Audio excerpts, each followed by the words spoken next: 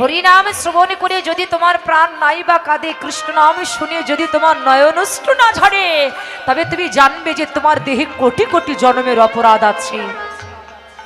আর যে দেহে অপরাধ থাকে সেই দেহে কখনো কোনোদিন কৃষ্ণ বলে জল আসে না। আস্তে বাবা, কৃষ্ণ বলে কাদার ভিতরে যে কত আনন্দ, একমাত্র যে ভক্ত কৃষ্ণ বলে কাঁদে একমাত্র সেই ভক্তই জানে। আর কৃষ্ণ বলে যারা কাঁদতে পারে না, এর মর্ম তারা কোনোদিন বুঝতে পারবে না।